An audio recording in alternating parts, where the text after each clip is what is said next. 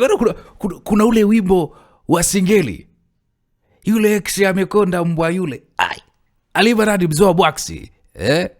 Unaambiwa ex acha kunisumbua mbwa wewe. Bana unaambiwa ex wa Gamba nikachoka, maisha ni yamempiga, lakini yupo katika hali mbaya mno. Gamba anakuja kumwona hivi ex wake, anasema lo. Sasa tukawa tunajiuliza, je, Gamba nini atakifanya mara baada ya kumkuta ex wake kwenye hali mbaya? Anatilia huruma. Unajua raha ya ex bwana, ukibona moyo ukuume, useme mshezi yule anazidi kupendeza.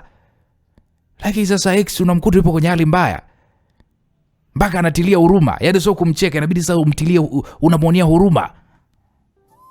Karibu sana msikilizaji kwenye hii sehemu ya 9, mzigo mtamu wa kuitwa Hitman Driver. Langu jina naitwa Uncle J Simulizi, na huu mzigo umetayarishwa na kuandaliwa na Edazaria G Msulwa. Bwana, karibu ndugu yangu.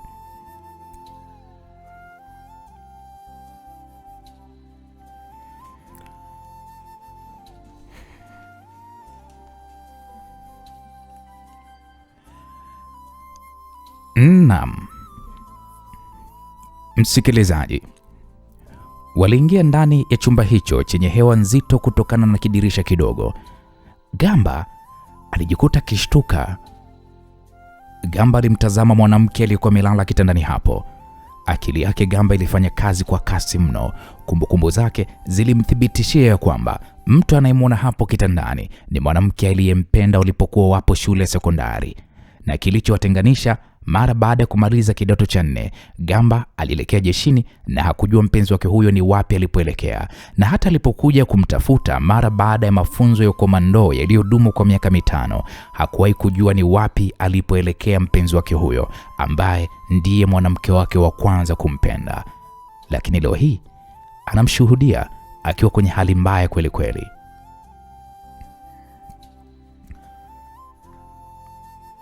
Kaka Gamba, mimi huyu ndo mamangu.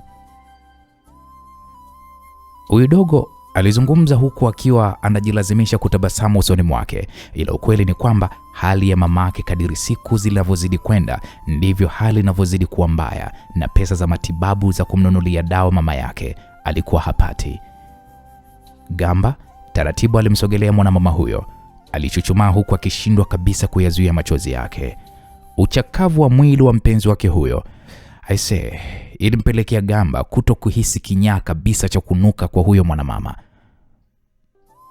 Gamba alimnyanyua mwanamke huyo na kisha akamuuliza dogo Ruben, wadogo zako wako wapi? Gamba alizungumza huku akimtazama Ruben usoni mwake. Ruben akasema, wadogo zangu hawajarudi kutoka shule. Shule anayosoma iko wapi? Ipo kama mtaa 3 kutoka hapa. Gamba mpaka hapo hakuzungumza chochote zaidi ya kutoka huku akiwa amembeba msichana huyo. Msichana aliyekuwa na furukuta mikononi mwake huku akipiga kelele za kusema ya kwamba aachiwe. Funga mlango dogo. Unampeleka wapi mama? Unahisi nampeleka wapi? Unahisi kwamba nampeleka wapi? Gamba alizungumza kwa ukali kidogo, na ndipo yule dogo Ruben akafungua pale mlango wa nyuma na Gamba alimuingiza msichana huyo. Ruben aliingia ndani ya gari huku naye Gamba akiingia ndani ya gari. Wakaondoka eneo hilo. Akili ya Gamba iliendelea kufanya kazi kwa haraka mno huku akiwa anamfikiria ni daktari gani anayeweza kumsaidia kutuliza hali ya msichana huyo. Na ndipo hapo Gamba akakumbuka ana rafiki yake mmoja ambaye ni daktari wa magonjwa ya akili, ila ni mpelelezi. Basi aliendesha gari mpaka katika hospitali ya huyo rafiki yake. Alipokelewa vizuri kijana Gamba, na huyo mgonjwa akapelekwa moja kwa moja katika chumba cha matibabu.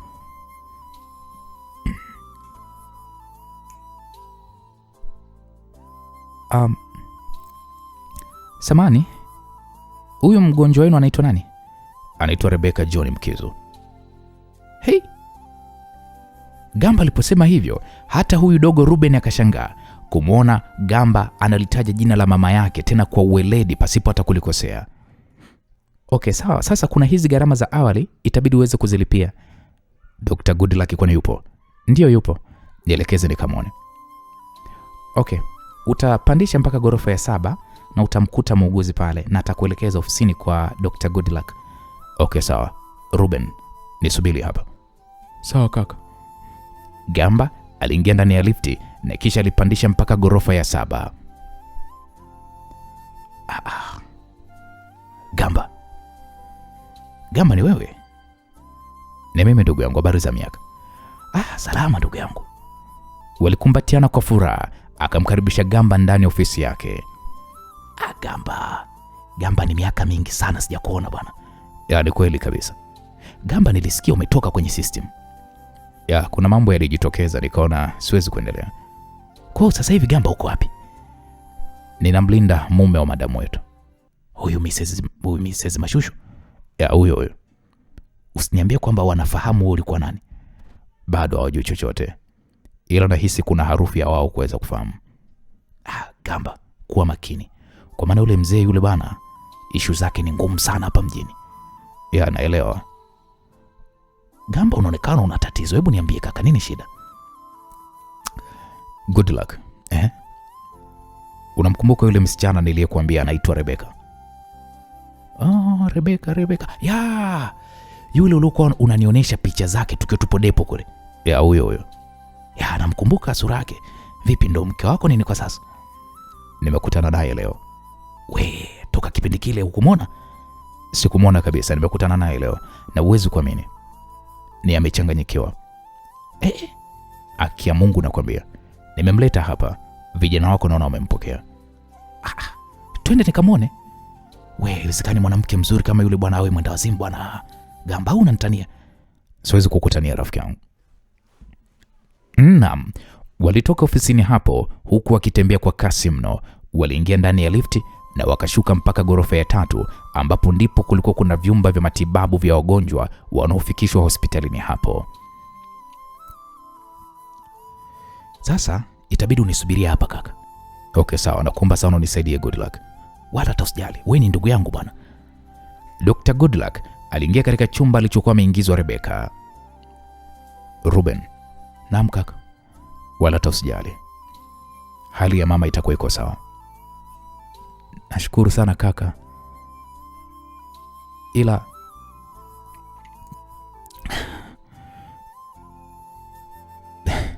nisikilize mdogo wangu.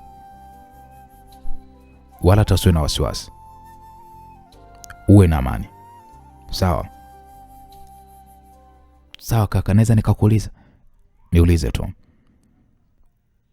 Umejuaje jina la mamangu? Gamba alikaa pembeni ya dogo Ruben aliyekuwa amejawa na masikitiko. Nilisoma na mama yako kuanzia kidato cha 1 mpaka kidato cha 6. Kumbe ni kama Mungu tu amenikutanisha naye. Kuanzia kipindi ambacho tulimaliza shule, wazazi wake walihamia Mbeya. Hivyo kuanzia kipindi hiko hatukuwahi kuonana kabisa. Inabidi tuachukue madogo shuleni na kisha niwafanyie mpango wa vyumba vya kuishi kwa kipindi hiki, huku tukiendelea kuangalia hali ya mama. Mazingira ya kule sijapenda ambayo mnaishi. Sawa Uncle Gamba, lakini kule tumeshalipa kodi. Wala hata usijali. Simu ya Gamba ilianza kuita. Alitazama na akaona ni namba ya mzee Mashushu. Mzee, shikamoo. Marahaba Gamba. Gamba, mimi sijakuona toka asubuhi. Ni kweli mzee wangu. Nilitoka kidogo. Vipi, kuna kazi? Hapana, hamna kazi, ila tu unajua Gamba, nilihitaji tu kukuulizia. Ila mbona kama unaonekana vile hauko sawa kijana wangu? Nipo sawa mzee. Basi sawa kama uko sawa. Kuna ripoti yote kuhusiana na Rosie? Ni kwamba mama anashughulikia kumwachia huyu mtu wake huyu aliyemleta hapa. Okay, sawa mzee. Hapo Gamba alikata simu na kisha akamgeukia Ruben. Dr. Goodluck alitoka ndani ya chumba cha matibabu.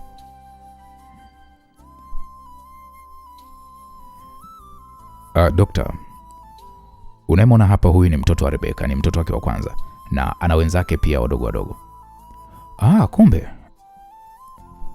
Shikamo. Marahaba. Kijana wake huyu anaitwa Ruben. Okay, sawa. Sasa Gamba, hebu tuongee kidogo. Dokta pamoja na Gamba ilibidi wasogee pembeni. Bwana, hebu sikiliza Gamba. Nimeona hali ya mgonjwa. Kiufupi, hali ni mbaya, tena mbaya sana. Kwa sababu ukiachana tu na swala zima la akili, ila hali ya mwili wake pia ni dhoofu bila hali. Sijajua ni maswaibu gani aliyokumbana nayo, ila hali yake kiafya ni mbaya sana.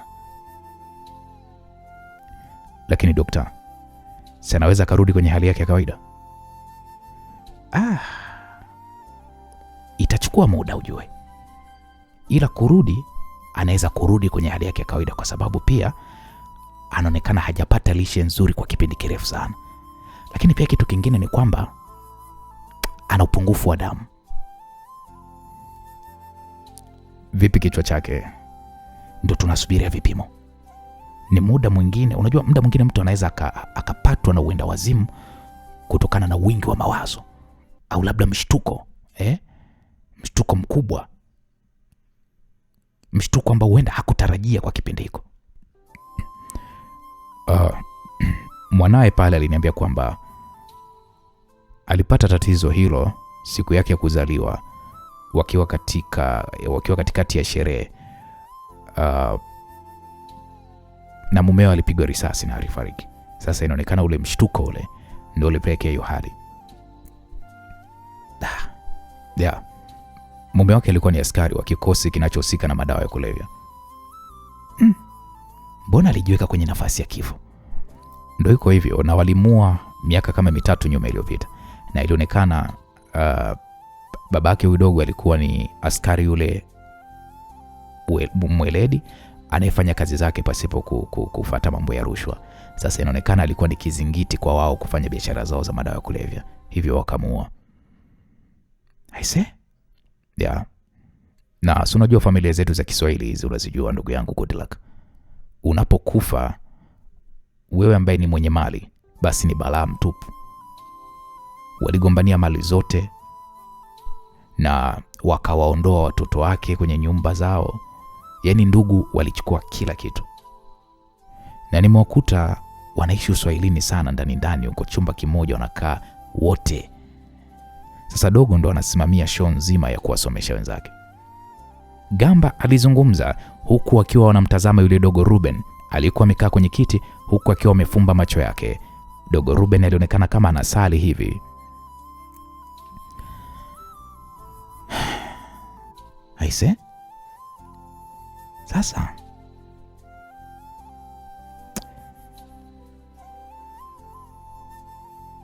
wewe umejuaje? Leo nilivurugwa tu akili yangu. Hivyo nilijikuta na kwenda ufukweni huko baharini. Na hapo ndipo nilipomkuta udogo anauza zile ice cream za makampuni. Nikamuita, nikajikuta tu nimechukua ice cream. Na hapo ndipo nilipoanza kumjua. Ndio hivyo, na hapa nikwambia kitu kimoja Good Luck. Nataka niwafanyie mpango wa makazi yao madogo. Na baada ya hapo tutaendelea kumuguza mama yao. Sasa bwana Gamba, unajua nyumba yangu ile ya Mbezi, ni jana tu mpangaji pale ameingia.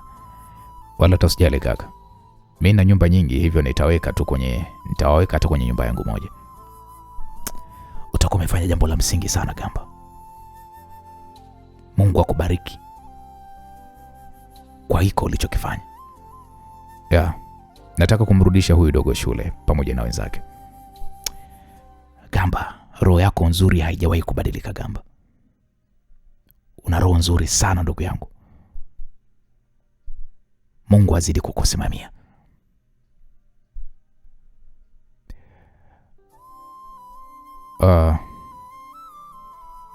Good Luck. Sina cha kusema zaidi ya kukushukuru.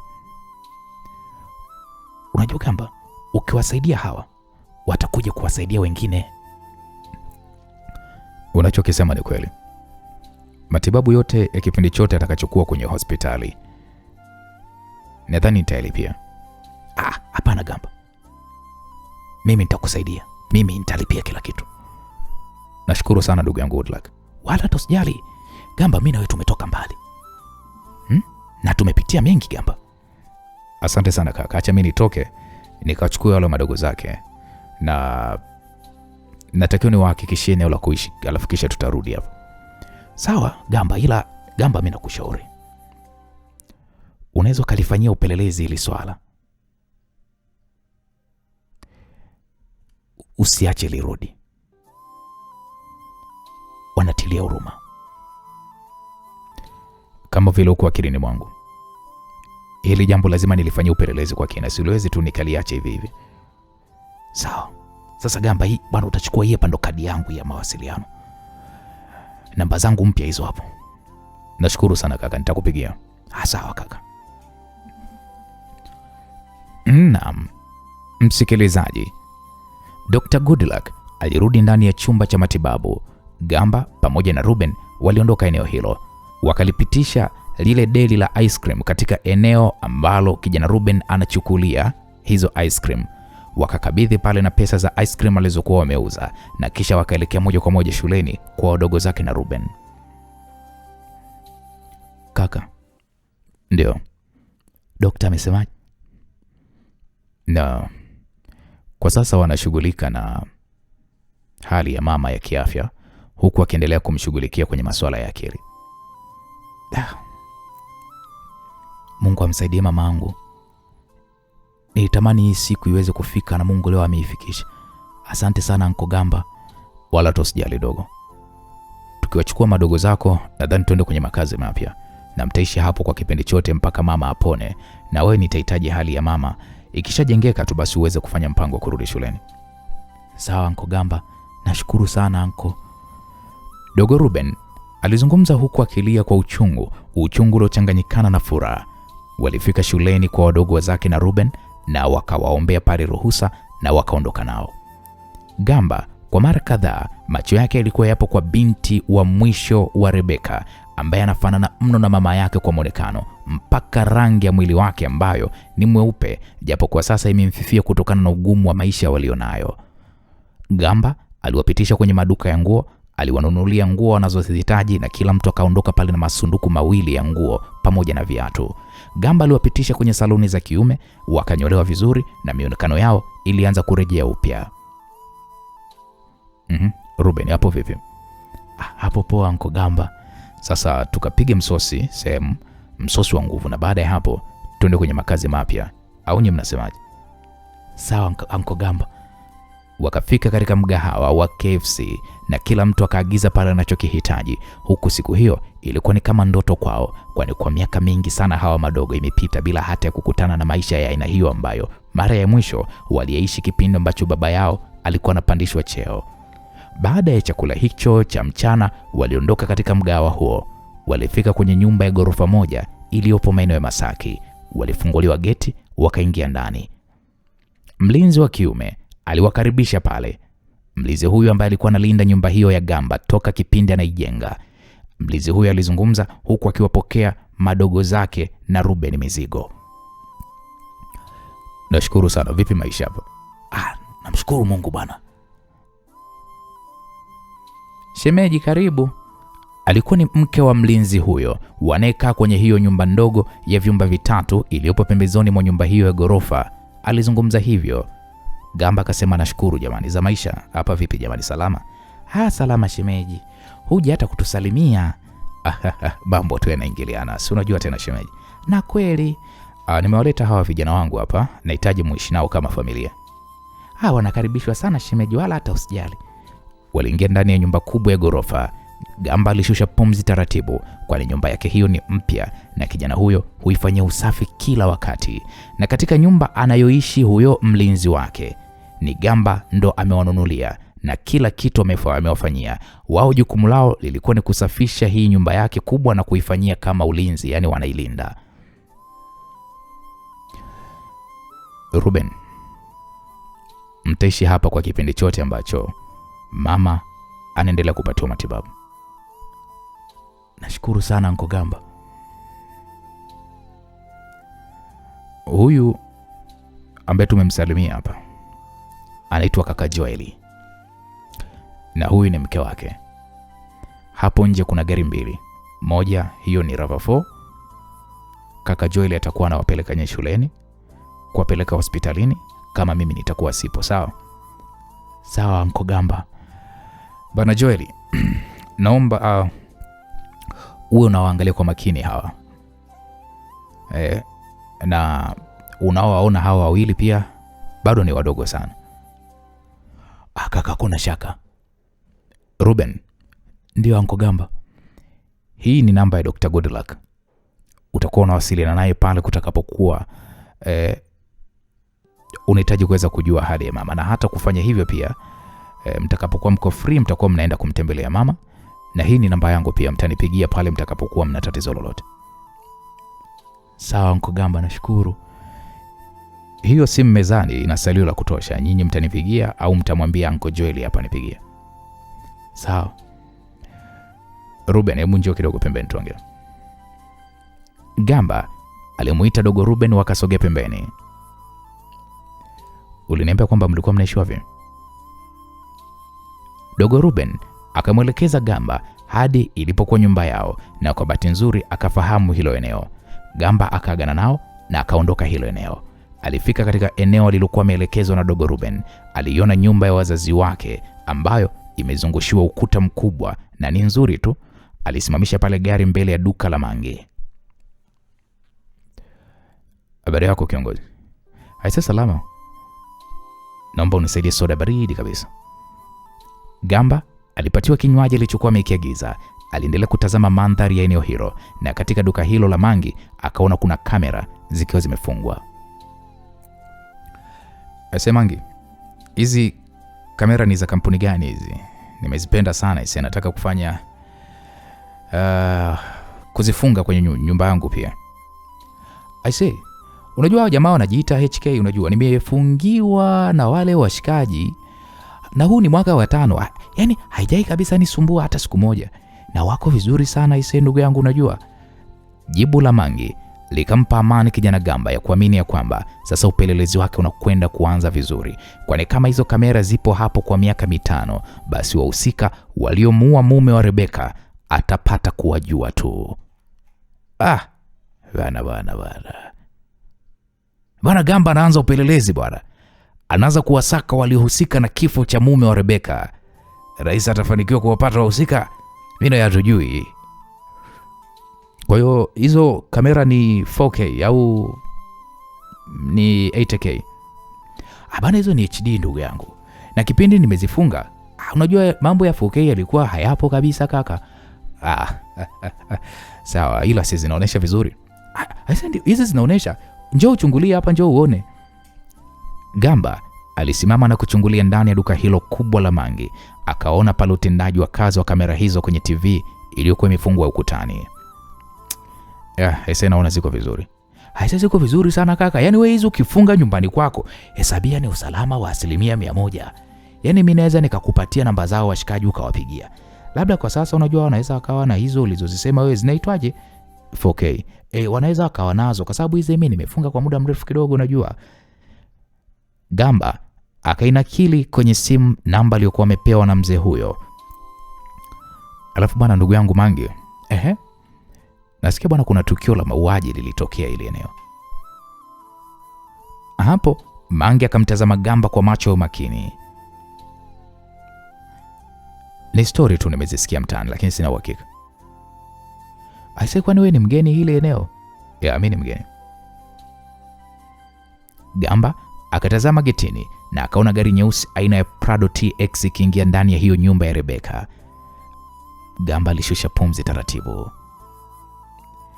Jamani, kikutazama na kuona kama mpelelezi? Hapana bwana. Siwezi hizo mambo bwana. Usinibishie kwa sababu mimi nawajua wapelelezi. Kweli? Amini kwamba mimi nachoka, mimi sio mpelelezi. Mimi ni mtu wa kawaida tu ambaye nilisikia hiyo story kwa vijana wa bodaboda nikaona sio mbaya nikaulizia. Sasa ndugu yangu, hebu hiyo story tuiache tu. Unajua sitaki kubambikiwa makodi yasiyokuwa na kichwa wala miguu. Si unajua tena ndugu yangu ukishagusa mambo hayo. Wala tosijali ndugu yangu, uwe na amani kabisa. Gamba alitoa noti ya shilingi 10,000. Alimkabidhi mzee huyo ambaye umakini wake kwa Gamba ulikuwa umeongezeka maradufu tofauti na hapo awali. Saidia na sausage ndugu yangu. Sausage si unazo ama? Aisee, kila kitu zipo, lakini saa sausage unajua tena 7,000, lakini pia ziko za 9,000, sijajua unataka ipi. Kwani zina tofauti? Unajua za 9,000 zinatokea nchini Kenya na zina hizi za 7,700 hizi zinatengenezwa hapa hapa Tanzania. Sijui unataka zipi. Sasa kwenye ladha ipi ni nzuri? Unajua wengi mimi naona wakija hapa wanapendelea za Kenya, na hata mwenye pia nitataka ununue za Kenya kwa sababu hela sinaingia dukani. Okay, basi sawa. Nipatie hizo za Kenya. Mangi alimwekea Gamba pakti ya sausage kwenye mfuko na kisha akamkabidhi. Lakini nikushauri kitu kaka. Bila shaka ni shauri tu. Unajua tulea ongea hapa yaishi hapa hapa. Hususan juu ya history. Hao vijana wanaosimulia huko wengi mtaani ni wapelelezi. Hivyo wanachota watu kutaka kujua nini kimetokea. Hivyo basi nakuomba uwe makini sana ndugu yangu, yani funga kinywa chako, usipende kuongea na watu kuhusu hizo issue. Wala usijali, nimekuelewa ndugu yangu. Mimi nashukuru ndugu yangu, wewe karibu tena. Asante. Hapo Gamba aliingia ndani ya gari na kisha kaondoka eneo hilo. Bwana, hii issue inaonekana ni hatari sana. Gamba alijisemea kimoyomoyo huku akipunguza mwendo na kisha alisimamisha gari nje ya geti la Don Rafael. Aliingia, walinzi walimfungulia geti na kisha aliingia ndani. Mara baada ya kushuka ndani ya gari, kijana Gamba aliingia ndani na kuikuta familia nzima ya mzee Mashushu na Don Rafael wakiwa kwa sebuleni. Dada wa kazi alimpokea pale mfuko. Gamba aliwasalimia na kisha alikaa kwenye moja ya sofa. Gamba, naam. Vipi matembezi yako yalikwendaje? Mzee Mashushu alizungumza huku akimtazama Gamba usoni mwake. Namshukuru Mungu. Sasa Gamba, mzee wangu, labda nikukumbushe taratibu za kazi ambazo kidogo naona sasa unaanza kutoka nje ya mstari. Kazi yako ya udereva, hususan udereva wa ma-VIP, unatoka na kufanya mambo yako binafsi pale tu bosi wako atakapokuruhusu kufanya hivyo. Ila kama bosi wako yuko sehemu, unapaswa kuwa naye. Nadhani umenielewa Gamba. Nimekuelewa mzee. Naomba unisamehe kwa hilo na halitoweza kujitokeza tena. Nashukuru. Ila baba, Gamba nini binadamu, anapaswa kuweza kufanya mambo yake. Wewe, watu wazima wanapozungumza hebu usiingilie haya mambo, mshenzi kweli wewe. Mama Jo alizungumza kumzuia Juliana asilete kimdomo. Hapana mama. Kumbukeni Gamba anakwenda kuwa mume wangu. Na sitopenda yani mumchukulie ni kama vile kibaraka au mtumwa tu. Wewe nani kamchukulia Gamba kama kibaraka? Mbona wewe huna heshima? Au hayo mapenzi ndio yanakupotosha, si ndio Juliana? Mama Jo alizungumza kwa kufoka. Juliana akataka kuzungumza ila Gamba kamzuia. Mama, naomba unisamehe mimi. Hapo Juliana alinyanyuka na kuondoka eneo hilo kwa hasira kweli kweli. Sasa sikiliza Gamba. Rozi anatarajia kuingia nchini majira ya saa 7 za usiku. Kwa hiyo hebu jiandae kwa kwenda kumpokea. Na tutakwenda wote. Sawa mzee. Wewe unaweza ukaendelea. Gamba alisimama na kuelekea chumbani kwake. Alimkuta Juliana yuko kitandani akiwa analia kwa uchungu mno. Gamba, ndio maana mimi haya maisha mimi siyataki. Gamba, acha hii kazi twende tukajitegemee. Mimi niko tayari hata kuishi kwenye chumba kimoja, nipo tayari niishi na wewe Gamba. Gamba alimtazama Juliana aliyekuwa anaongea kwa hasira. Nisikilize Juliana. Ni vema kuwaheshimu baba na mama yako ili siku zako zipate kuwa nyingi katika nchi. Kama wazazi wako unaweza kuwajibu vile mbele ya mjomba wako. Sijui baba yako mdogo sijui. Je, mimi mume wako itakuwaje siku ukiweza kunikasirikia? Ila baby, nilikuwa ninakutetea.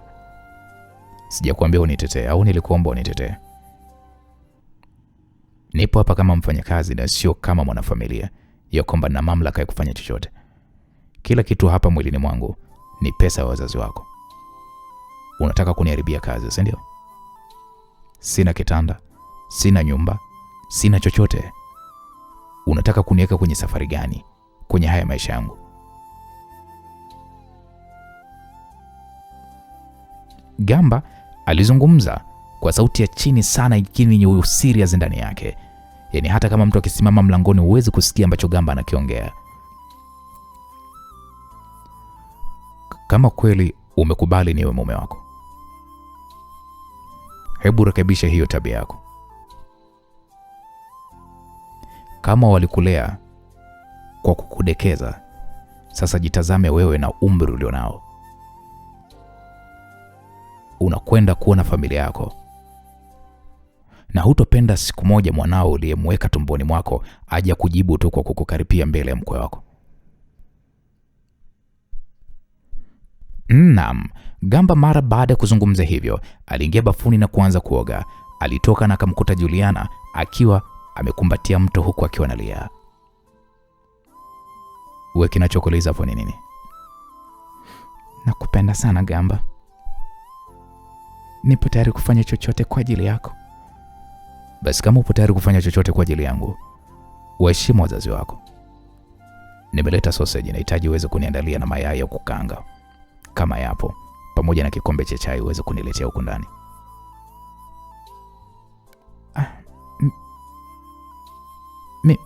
Mimi wewe nini? Sijui kupika. Yesu na Maria. Hey, yaani umri huo hujui kupika?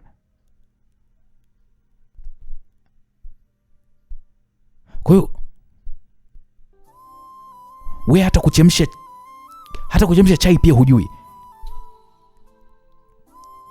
Chai naweza, alafu unataka mimi niwe mume wako?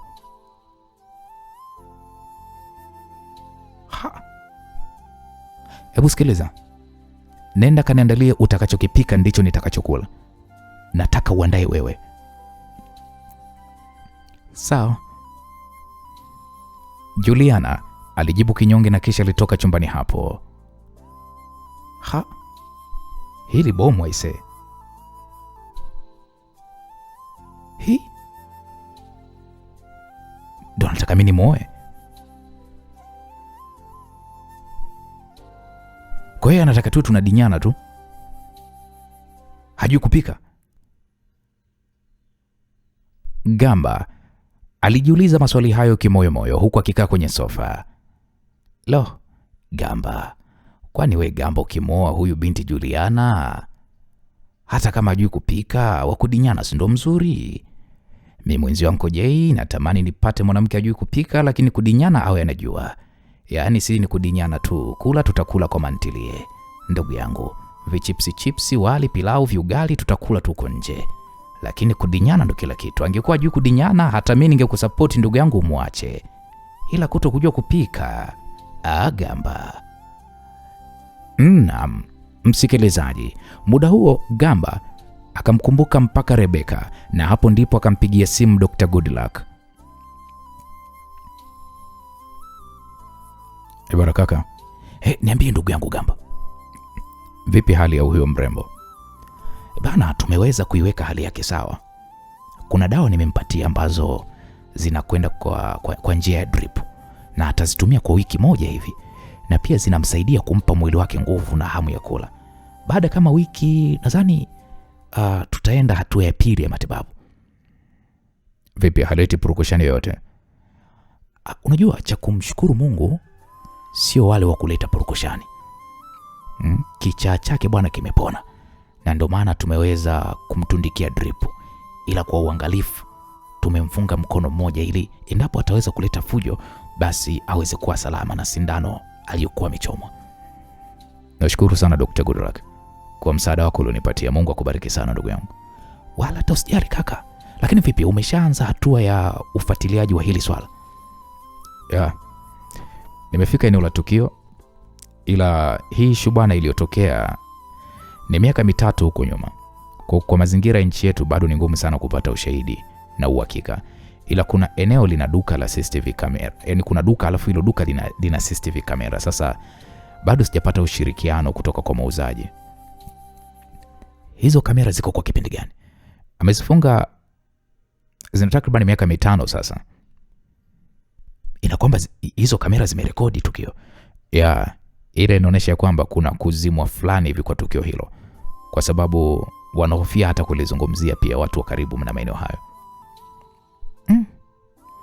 Basi hapo Gamba inaonekana kuna mkono wa kiongozi mkubwa tu serikalini. Inawezekana pia. Ila tuna uwezo Gamba wa kuwasaidia hawa madogo wakapata haki zao. Unajua wamekuja hapa jioni hii. Nimewaonea huruma sana hawa madogo. Kwani bado wako hapo hospitalini? Wakati naondoka walikuwepo. Kwa sasa niko nyumbani. Nimekuja kula na kubadilisha nguo. Okay, poa Dr. Goodluck. Ila nitaendelea kulifuatilia kwa undani zaidi.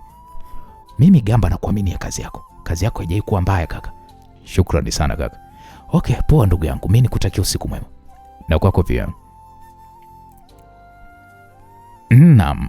Gamba alikata simu huku akijaribu kuwaza njia ya kulifuatilia swala hilo. Juliana aliingia ndani hapo akiwa amebeba sinia kubwa lenye sahani, vikombe viwili pamoja na chupa ya chai, akaviweka mezani. Nimejitahidi mume wangu.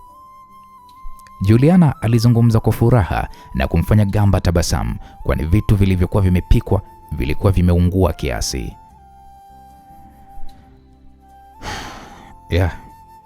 Sasa hii ndo maana halisi ya mwanamke. Unapaswa kuweza kumwandalia mumeo chakula na sio hadi utegemewa dada wa kazi.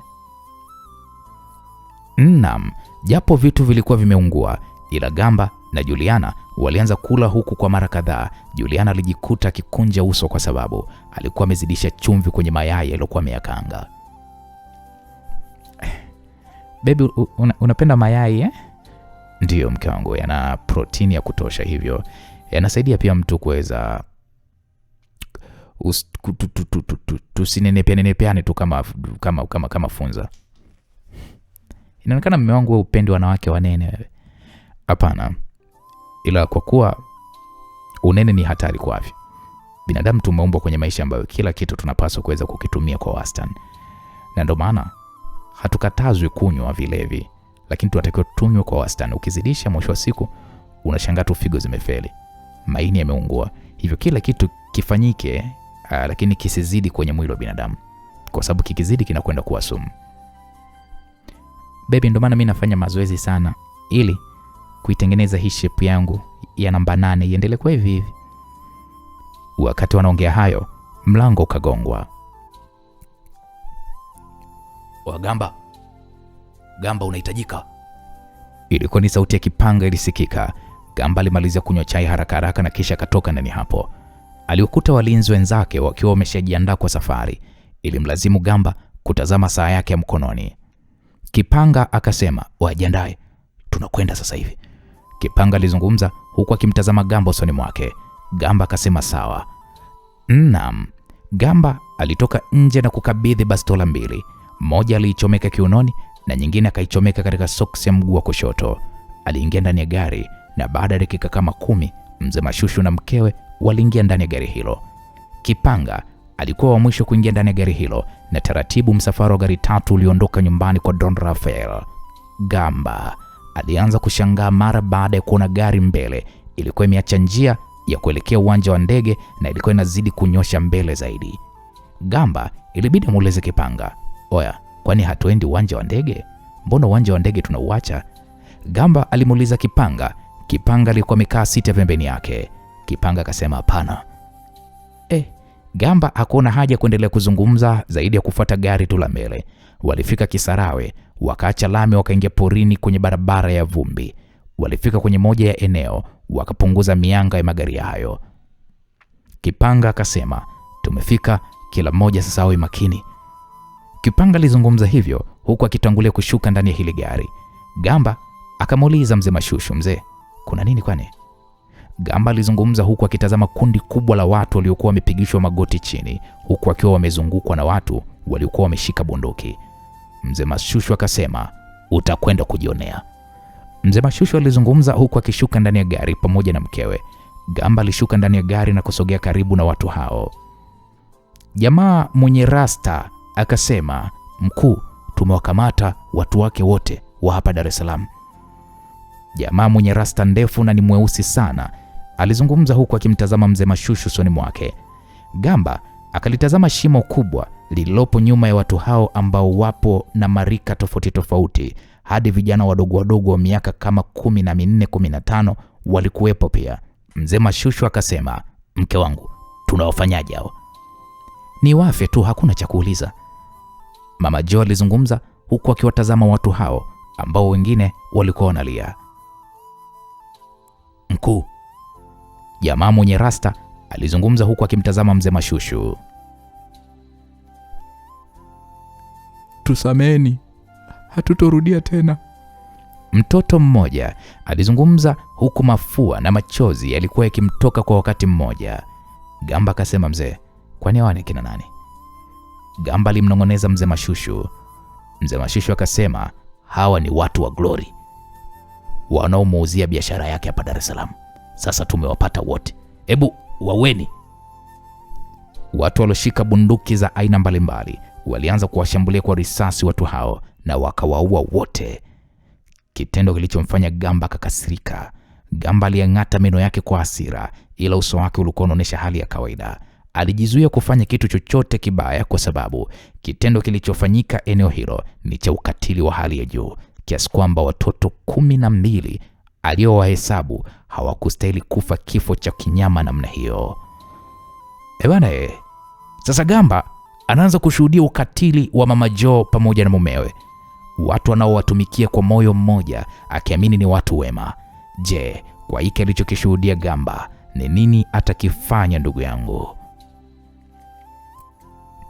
Yaani ni lazima tuhakikishe tunamblock kila sehemu. Yaani Glory atajua hajui.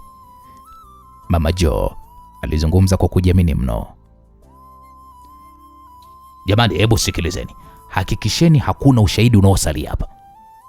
Sawa mkuu. Mzee Mashushu na mkewe waliingia ndani ya gari huku Gamba akiwa wa mwisho kuingia, huku akitazama maiti zikiingizwa ndani ya shimo na wakaanza kumiminiwa pale tindikali. Gamba, wewe hujawahi kushuhudia hili jambo? Mzee Mashushu aliuliza hilo swali na Gamba akasema, ndio mzee, sijawahi kushuhudia. Ni vitu vya kawaida sana hivi. Yule Glory ni mtoto mdogo sana, alafu ameingia kwenye maisha yetu. Ni kweli kabisa, tunahitaji kumfundisha adabu mpuzi yule. Mama Jo alizungumza huku akiondoka taratibu eneo hilo. Walifika uwanja wa ndege, wakakaa eneo la kusubiria wageni wanaoingia uwanjani hapo. Wewe unaonekana uko sawa, nini shida wewe? Kipanga alimuuliza Gamba huku akiwa amesimama pembeni. Amna, niko sawa. Gamba, kuwa makini, si unajua usiku. Na ukepo. Kipanga aliondoka pembeni ya Gamba na kisha alisimama eneo jingine huku akiendelea kuimarisha ulinzi wa eneo hilo. Macho ya Gamba yaliendelea kumtazama Mama Jo na mumewe ambao walikuwa wamekaa eneo wakiwa wanazungumza kwa furaha, yani kana kwamba walichotoka kukifanya ni wamekwenda labda kutoa msaada kwa yatima. Muda ulizidi kuyoyoma huku kwa mara kadhaa Gamba akimwona Mama Jo na mumewe wakitazama saa za mikononi mwao. Gamba alitazama saa yake akaona muda wa Rozi kufika ni ulikuwa umepita kwa takriban kama dakika 10. Gamba akatazama eneo wanapotoka wageni, wakawaona pale abiria baadhi wakitoka na kuwafanya mzee Mashushu na mkewe kusimama kutoka kwenye benchi walilokuwa wamekalia, huku wakiwa wanaangaza kuona kama binti yao Rozi watamuona. Hadi watu wote walioshuka kwenye ndege wanamalizika, hawakumuona Rozi, jambo lilosababisha hofu kwao. Hebu twende tukaulize kwa meneja wa uwanja kwanza. Wewe nenda mke wangu, nenda na Gamba, mimi acha niangalie hapa. Okay, Gamba hebu nifuate. Walianza kuelekea kwenye ofisi za meneja wa uwanja huku akimtazama Mama Jo alijawa na wasiwasi. Walifika kwenye ofisi ya meneja wa uwanja wa ndege. Karibu mama. Nashukuru, Naulizia ndege ya KLM inayotokea Marekani imefika hapa? Ndiyo, imefika. Mbona imefika kama nusu saa hivi? Sasa kuna huyu abiria hapa, hatujamwona akitoka eneo la ukaguzi. Mama Joe alizungumza huku akimwonyesha meneja picha ya Rozi. Meneja akasema, kwani huyu anaitwa nani? Anaitwa Rozi Mashushu. Hebu ngoja niulize kwenye listi ya abiria. Sawa. Hadi kufika hapo, taa nyekundu ya gamba kichwani mwake ilianza kumwakia. Meneja wa uwanja baada ya kupiga simu akatumiwa listi katika kompyuta yake. Sasa hebu ngoja nimwangalie hapa kwenye listi kama alikuwepo. Meneja alizungumza huku akishusha kidole chake kwenye kioo cha kompyuta. Rozi Mashushu yeye amepanda ndege kwenye kiwanja cha JKF New York. Ndiyo. Naisi atakuwa ameshafika. Labda niulize kwenye ofisi za wakaguzi. Sawa.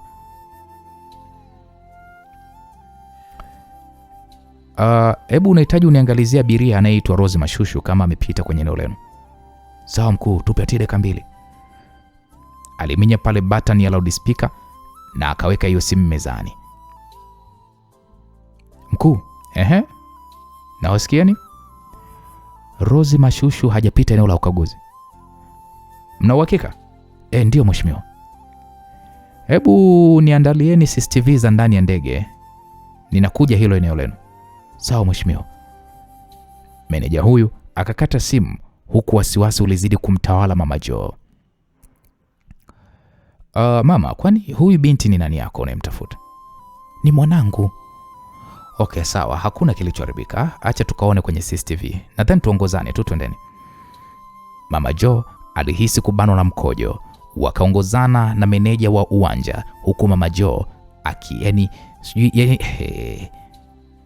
Muda huo Mama Joe alitoa simu yake kwenye mkoba wake. Mme wangu, vipi, mmemwona huko Rozi?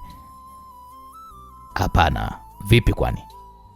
Ndege yake imeshafika nusu saa iliyopita, ila hajapita eneo la ukaguzi. Sasa hiyo inawezekana vipi? Sijajua mume wangu. Ngoja kwa tukaangalie kwenye CCTV kamera. Hapo kichwa cha mzee Mashushu kilianza kupata moto huku naye wasiwasi ukiwa umemtawala. Walifika katika chumba kikubwa chenye TV kubwa nyingi za uwanja mzima wa ndege, huku kukiwa kuna watu 8 wanaofuatilia kila tukio linaloendelea eneo zima la uwanja wa ndege.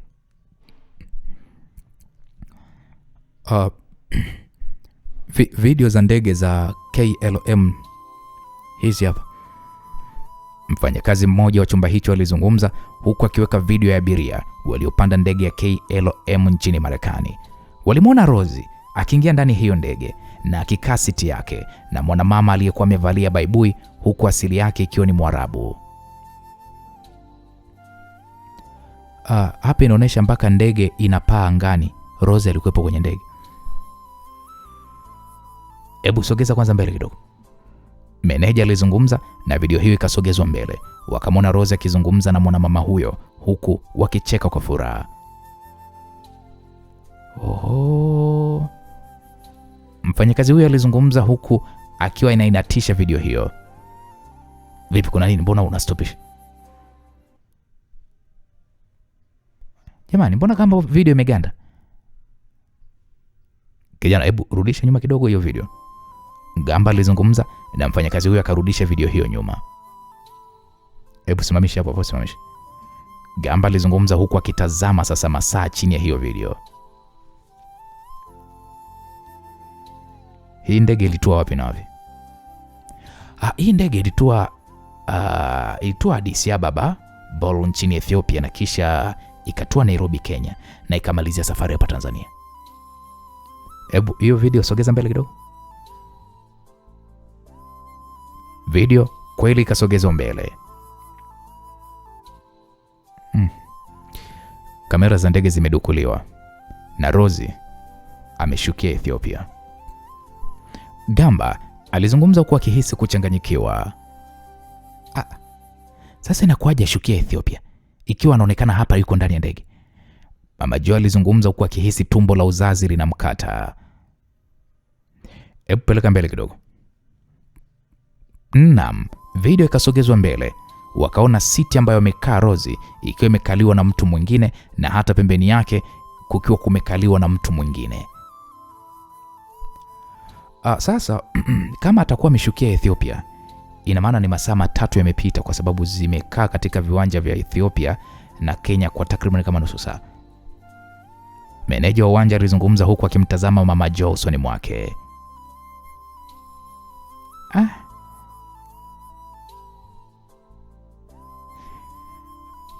Ila jamani, tunahisi tu. Hebu naomba utusaidie kama kweli ameshukia hapo Ethiopia. Sasa mama, unajua hizo ni taratibu za kisheria mamangu. Ni hadi niwasiliane na waziri anayehusika na masuala ya uchukuzi, awasiliane na serikali ya Ethiopia ili watusaidie kuona hizo CCTV kamera za Ethiopia. Nakuomba sana babangu, mimi nitakupa kiasi chochote cha pesa. Tafadhali nakuomba sana babangu, unisaidie kwenye hili. Mama Joe alizungumza huku machozi yakimlengalenga. Peleka mbele kwanza video. Gamba alizungumza, wakaona abiria wakishuka Kenya pale, na video hiyo ilizidi kupelekwa mbele na abiria wakaonekana wakishuka uwanja wa Mwalimu Julius Kambarage Nyerere. Gamba katazama mgonjwa aliyekuwa na shushwa kwenye ndege, huku uso mzima ukiwa umefungwa mabandeji, na aliingizwa kwenye gari ya wagonjwa na gari hiyo iliondoka uwanjani hapo. Huyu mgonjwa amepandia wapi? Nani hivi, checklist iko wapi? Mfanyakazi mmoja aliuliza. Wakatazama listi nzima ya ndege, wakasema huyu mgonjwa amepandia Marekani. Gamba alishusha pumzi huku akionyeshwa picha ya mwanaume huyo aliyefungwa bandaji uso mzima, huku akibakishwa sehemu ya macho na pua. Kwani ndege ya abiria kupakiza mgonjwa mahututi kama huyu huwa inaruhusiwa? Ndiyo, huwa inaruhusiwa ikiwa kuna sababu za msingi na ushauri wa daktari, na huwa wanasafiri na muuguzi mmoja. Meneja wa uwanja alizungumza hivyo. Gamba alishusha pumzi nyingi mno, huku akili yake sasa ikiwa haimpi kabisa kuamini kile alichokuwa anaelezwa. Alitoka ndani ya chumba hicho Gamba bila hata ya kuaga, akakutana na mzee Mashushu aliyepo kwenye corridor. Gamba, mke wangu yuko wapi? Yuko ndani ya chumba cha CCTV kamera. Imekuwaje sasa? Gamba hakujibu chochote zaidi tu ya kukimbia kuelekea nje. Alifika eneo la nje, akatazama kwa umakini kila gari lililokuwa inaondoka eneo hilo. Kaka vipi? Poa. Hivi uko hapa kwa muda gani? Muda tu toka mmekuja na msafara wenu mimi niko. Dereva taxi alijibu huku akimtazama Gamba usoni mwake. Gamba alionekana kama vile ana haraka hivi, kama yuko hai. Gamba akamwambia, umeona gari ya wagonjwa hapa ikiondoka? Nimeona. Imeelekea hospitali. Imeelekea ule huko gani? Imepita huko. Okay, nashukuru. Gamba kwa haraka akakimbilia ndani ya gari, na kabla hata hajaliwasha akajishauri kwa sekunde kadhaa, na kisha akaiweka funguo juu ya siti ya pembeni. Akashuka, akamwita dereva bodaboda, akamwambia, oya, nipeleke huku. Dereva bodaboda akasema poa. Gamba akapanda hiyo pikipiki, wakaanza kuelekea uelekeo alipokuwa anaelekeza. Mpaka wanafika katika kiwanda cha Azam, hawakuiona hiyo gari ya wagonjwa wapi ilipoelekea. Pita juu.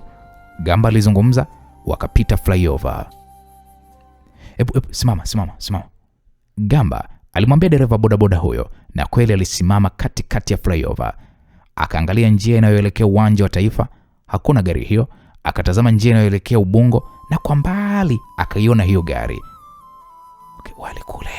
Gamba alizungumza huku akipanda pikipiki hiyo, na safari ya kwanza kufukuzia uelekeo ambapo ameiona gari hiyo. Uelekeo huo ukaanza tena kwa kasi mno, huku dereva huyo akionyesha umahiri wake kwenye kuiendesha hiyo pikipiki, na jinsi barabara ilivyokuwa imetulia, ikawa ni rahisi kwa wao kuisogelea gari hiyo kwa ukaribu, hiyo gari ya wagonjwa. Naam. Upande wa pili, maelezo aliyokuwa amepatiwa mzee Mashushu yalimfanya mzee Mashushu ashushe pumzi nyingi mno, huku mapigo ya moyo yakimwenda kasi vibaya mno. Jamani, kwani Gamba yuko wapi? Mama Joe aliuliza huku akiwa anatazama eneo hilo. Mzee Mashushu akasema tulipishana naye kwenye korido pale. Simu ya Mama Jo ilianza kuita. Mapigo ya moyo yalizidi kumwenda kasi huku hofu ikiwa inamtawala. Madam, naona simu yako inaita hapo. Meneja wa uwanja wa ndege alizungumza huku akimtazama Mama Jo aliyokuwa amepigwa na bumbuazi. Unasema simu yako naona inaita? Mama Jo aligeuza simu yake na kuona ni namba ya Glory. Pokea, itakata mke wangu, pokea. Mama Jo alipokea ile simu huku akitoka ndani ya hiko chumba cha CCTV kamera na mumewe. Halo mama mkwe, unaumwa? Swali la Glory linamfanya Mama Jo ashindwe hata kujibu. Nashukuru Mungu babangu amefika salama. Shukrani nyingi kwako kwa sababu umetimiza ahadi yako. Kwani wewe unahitaji nini wewe binti? Nahitaji vijana wangu uliowakamata uachie huru. Kwa nini lakini unanifanyia hivyo? Mimi nilijua tumeshamalizana kwenye hilo jambo na kila mmoja awe huru na mambo yake. Yaani kwa nini sasa mmewakamata wao vijana wangu? Mama Jo hapa alishusha pumzi taratibu huku akimtazama mumewe. Samani, japo tuliweka makubaliano ya babangu na Rose na mwishowe mkavunja makubaliano yetu, mmewakamata vijana wangu. Sasa nahitaji uwarudishe vijana wangu wote 46 wakiwa hai bila majeraha yoyote mwilini mwao. Ukiweza kufanya hivyo basi binti yenu atarudi akiwa hai. La hasha, wasiporudi ndani ya masaa 24 basi nitakwenda kumuua binti yenu kipenzi kuitwa Rose. Ila namuonea huruma sana Rose kwa sababu wifi yangu huyu ni mpole, mstarabu, ila atakufa kwa ujinga wa wazazi wake. Glory alikata simu na kumfanya Mama Jo kumwagikwa na jasho huku akipepesuka mpaka mumewe akamdaka. Ni nini sasa mke wangu? Mzee Mashushu aliuliza huku macho yakimtoka kwa mshangao. Ni Glory amemteka Rose na anataka tuwarudishe wale vijana wake tuliowateka wakiwa wako hai ili amwachie Rose, na tusipowaachia wale vijana wake ndani ya masaa 24 atakwenda kumuua Rose. Habari hii ikawa ni kama kisu chenye ncha kali kilichopita moyoni mwa Mzee Mashushu, kwani taarifa hiyo ilikuwa ni mbaya sana kwao, kwani hao vijana wanaohitajika ni tayari wamekwisha kuuawa ndani ya masaa kadhaa yaliyokuwa yamepita. Bwana Glory ni anazidi kuwa mwiba mkali kwa familia ya Mzee Mashushu. Rose amepotea akiwa yuko safarini na Glory anakiri kumteka Rose. Muda huo Gamba anaonekana kuifukuzia gari ya wagonjwa. Je, aliyomo ndani ya hiyo gari ni Rose? Patamu hapo. Hebu ngoja kwa tuendelee. Naam, upande wa pili tunapata kumuona Gamba akimwambia dereva bodaboda ya kwamba hebu ipite hiyo gari, ipite. Gamba alizungumza na dereva bodaboda akaongeza mwendo wa pikipiki na wakalipita gari hili la wagonjwa lililokuwa linakwenda kwa mwendo wa kawaida tu. Gamba akasema simama. Gamba alizungumza huku akiruka kwenye hiyo pikipiki kwa kasi, huku akichomoa bastola yake akiwa yuko hewani, na akamfanya dereva huyo afunge breki za pikipiki huku akiwa yuko peke yake. Kitendo cha kumnyoshia dereva wa gari hilo bastola, gari la wagonjwa likashikwa breki. Iliposimama ni mita chache tu kutoka alipokuwa amesimama Gamba, huku Gamba akiwa na hofu pamoja na wasiwasi. Na muda huo Gamba alikuwa amemnyoshea bastola dereva wa hii gari la wagonjwa, akamwambia fungua mlango. Gamba alimwamrisha dereva huyo wa gari na dereva huyo akafungua mlango. Gamba kaizima kabisa hiyo gari, akazunguka nyuma ya gari, akafungua mlango kwa umakini. Akawaona manesi wawili na mwanaume mmoja aliyevalia nguo za kiraia, akawaambia chukeni. Gamba aliamrisha na kweli wakati huku akiwa wako na wasiwasi. Gamba aliingia ndani ya gari alipokuwa amebaki huyu mgonjwa aliyozungushiwa mabandeji uso mzima. Alimwangalia mgonjwa huyo ambaye ni mwanamke, akamfungua bandeji hiyo na kumfanya mgonjwa huyo apate maumivu makali mno, kwani bandeji hiyo ilikuwa imetoka na kipande cha ngozi. Shit. Gamba alikasirika mara baada ya kuona sura ya mgonjwa huyo ikiwa imeungua vibaya sana na moto. Alimtazama mkono wake wa kulia, hapakuwa na tatuu ambayo Rose anayo, na hiyo tatuu ni ameandika majina ya familia yake. Okay, poleni, Gamba alizungumza huku akiwa anatembea kuelekea alipokuwa amesimama bodaboda. Oya mwanangu, tusepe. Kweli waligeuza gari na kuondoka. Walipopita karibu na gari hilo la wagonjwa, Gamba akawarushia funguo ya gari na kisha wao wakatokomea. Wakafika uwanja wa ndege. Oho, wameondoka kama dakika 3 hivi au 5 zilizopita. Mmoja wa dereva bodaboda alizungumza mara baada ya kupewa maelekezo kuondoka kwa mzee Mashushu na walinzi wake. Kwa kumtumia bodaboda huyo akamfikisha mpaka kwenye mtaa anaoishi Don Rafael. Akampatia kiasi cha pesa alichokuwa na kihitaji kwa kumrushia kwenye simu, na pesa na ya nyongeza juu kama ya asante. Gamba akamwambia huyu dereva bodaboda, sikiliza, kilichotokea kufa nacho moyoni. Sawa kaka, nashukuru. Na okay, poa, unaweza ukaenda. Dereva bodaboda akageuza na akaondoka zake. Gamba alitembea kama kwa dakika 5. Alifika kwenye makazi ya Don Rafael. Aliziona gari za mzee Gamba zikiwa ziko nje na walinzi kadhaa wakiwa wako nje.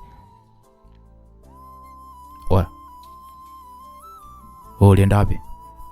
Kipanga aliyezungumza kwa kufoka alikuwa amesimama mbele ya Gamba. Gamba aliyekuwa anaingia eneo hilo huku akimtazama kwa macho ya hasira kweli kweli. Unajua unahatarisha kazi wewe. Najua unachokifanya, pisha njia. Waona njibuje wewe? Waona njibuje? Sikiliza Kipanga, nimekuambia pisha njia kabla sija kuvunja taya zako.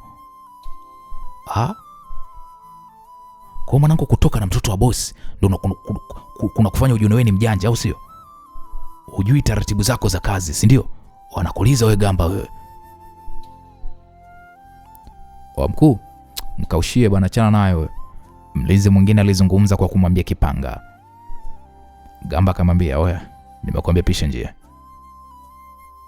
Kipanga si akamshika bega bwana Gamba.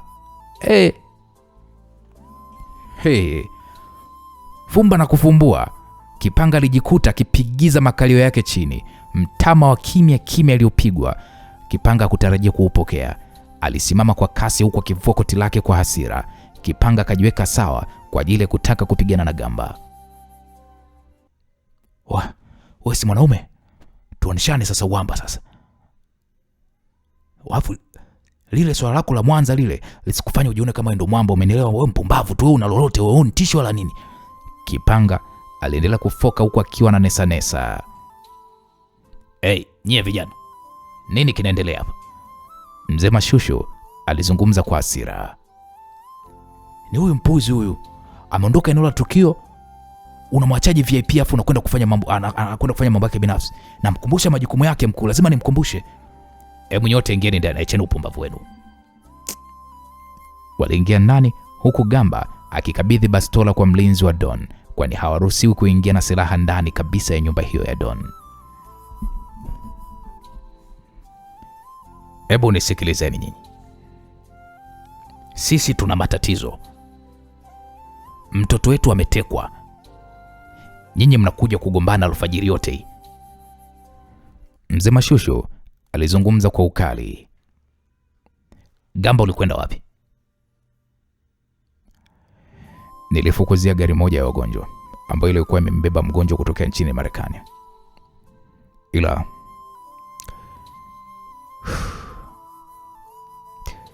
sikuweza kumwona akiwa yuko ndani ya ndege hadi alipopanda pale nchini Ethiopia, na ndipo Rozi alipoweza kupotea. Nimefanikiwa kuwazuia, ila kwa bahati mbaya sura ya mgonjwa huyo imeungua vibaya mno na sio Rozi. Gamba alijieleza vizuri huku akimtazama Mama Joe ambaye macho yake yalikuwa yamemvimba kwa kulia. Okay, sawa. Ila taarifa ni kwamba Glory amemteka binti yangu Rozi, na anahitaji vijana wake waachiwe ndani ya masaa 24. Na sote hapa tumeshuhudia vijana hao wamekufa, hivyo tupo kwenye hali ngumu iliyojawa na mawazo. Tunahitaji ushauri, tujue nini cha kufanya. Kugombana sio jambo la msingi. Nyinyi ni timu, hivyo mnapaswa kuelewana. Sijui mnanisikia nachokiongea? Ndio mkuu. Sasa tunafanyaje? Wale vijana tumewaua na Glory anawataka vijana wake. Mzee Mashushu alizungumza huku akimtazama Gamba.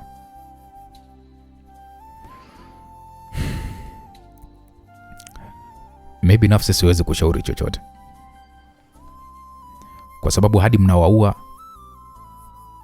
mnawakamata, mimi hamkunishirikisha kabisa, na hadi tunakwenda kule hamkunihusisha.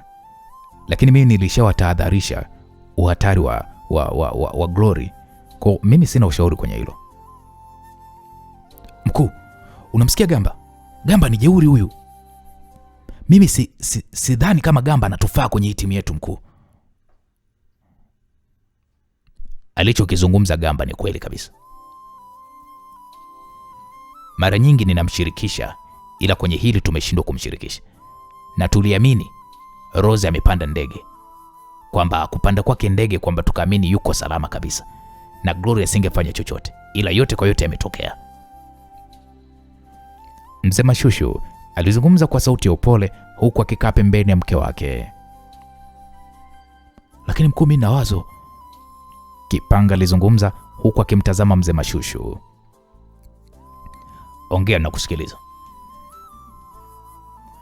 Sasa mkuu, unajua ukweli ni kwamba hatuwezi kuwarudisha wale vijana wake.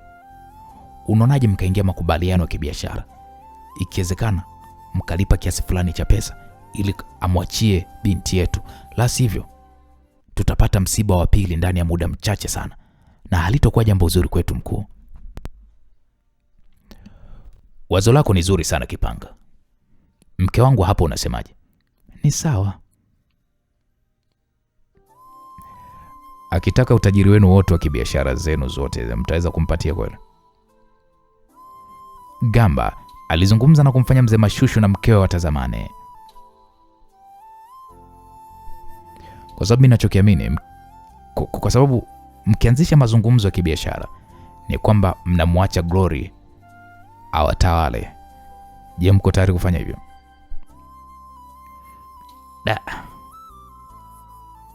Naona sasa kila kitu kimekuwa kigumu. Hapa tuna karata moja tu ambayo kidogo itakuwa ina matumaini ya kuokoa hili jazi. Karata gani hiyo? Karata gani?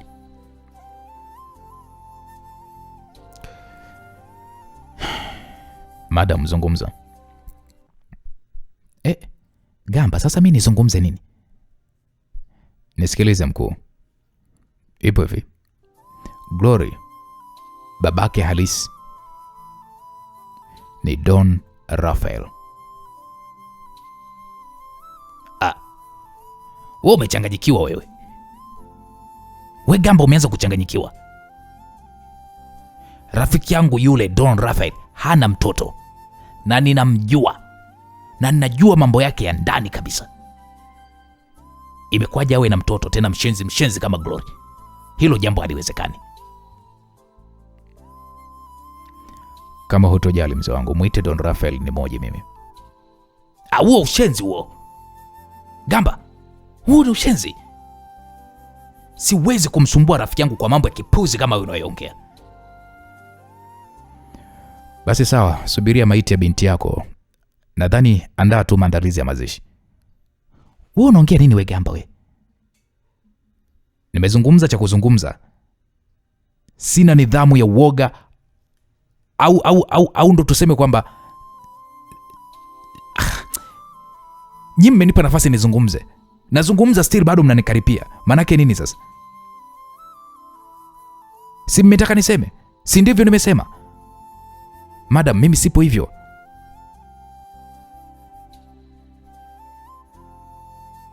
Gamba alizungumza kwa kujiamini mpaka Mama Joe mwenyewe akatulia. Yaani nyinyi mnaleta mambo kubebana hapa. Ikiwa kabisa nyote mnajua mambo yenu ya siri ya nyuma mnayoyafanya. Bwana mzee, nisikilize, mimi nakuheshimu. Usipohitaji rafiki yako kuelezwa ukweli, basi achana na hii story. Mme wangu, muite bwana rafiki yako. Mama Joe alizungumza huku machozi akimlengalenga. Mzee Mashushu aliondoka sebuleni hapo, na baada ya dakika kadhaa akarudi akiwa ameongozana na Don Rafael aliyekuwa anapiga miayo.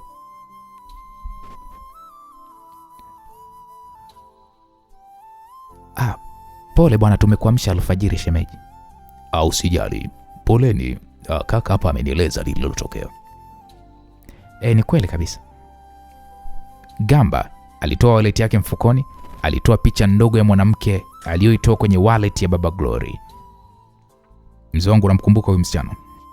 Gamba alizungumza huku akimkabidhi Don Rafael picha ndogo. Don Rafael akaitazama picha hiyo kwa sekunde kadhaa, huku watu wote wanamwangalia sasa yeye Don Rafael.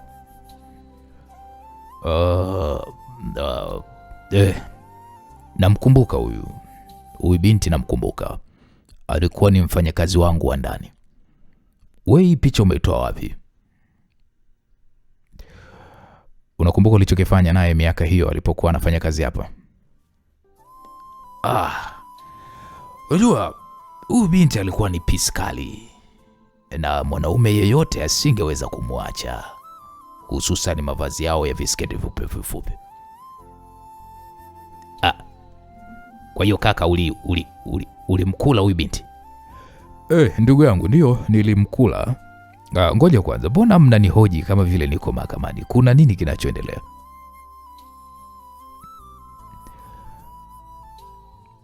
Huyo ndo mama mzazi wa Glory. Glory gani je mnamwongelea? Glory anayetusumbua. Gamba alizungumza huku akimtazama Don Rafael. Don Rafael aliyerudia kuitazama tena hiyo picha. Alafu kweli, unajua wanafanana sana.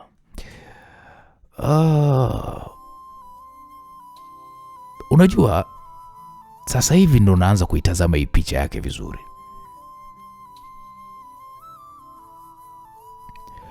Hivyo yule aliyetekwa hakuwa baba mzazi wa Glory.